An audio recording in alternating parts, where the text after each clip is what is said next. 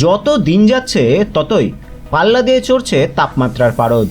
গ্রাম থেকে শহর কোনো জায়গায় গরমের হাত থেকে ছাড় পাচ্ছে না। গরমে হাঁসফাঁস করছে সাধারণ মানুষ। এবার এই গরমের হাত থেকে কিছুটা মুক্তি দিতেই বাঁশ দিয়ে জলের বোতল তৈরি করলেন শিলিগুড়ির দেবাশিস কুণ্ডু। সেই বোতলে দীর্ঘক্ষণ ঠান্ডা থাকছে জল। বাঁশের ভেতরে স্টিলের আস্তরণ দিয়ে তৈরি হয়েছে এই বোতল। এছাড়াও সম্পূর্ণ বাঁশের তৈরিও বোতল রয়েছে তার কাছে। এমনই অভিনব বাঁশের বোতল তৈরি করে তাক লাগিয়েছেন দেবাশিস।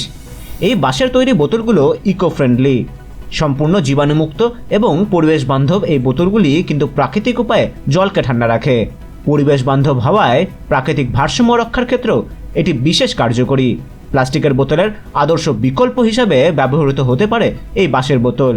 এই উদ্যোগের মধ্য দিয়ে স্বনির্ভরতারও একটি দিশা দেখালেন দেবাশিস। বাঁশের ভেতরে না বাঁশের যে ফাইবারটা থাকে আর কি, ঠিক আছে, সেই ফাইবারটা খুব ভালো, মানে এটা ন্যাচারাল কুলার হিসাবে কাজ করে আর কি। তো এই জিনিসটাকে কাজে লাগিয়ে আমরা এই বোতলটার মানে এটা তৈরি করার করেছি আমরা আর কি। জলটা ঠান্ডাও থাকবে আর কি, ঠিক আছে।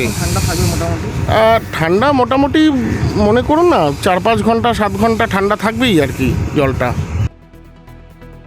শিলিগুড়ি থেকে অনুপম বাগচির রিপোর্ট, উত্তরবঙ্গ সংবাদ।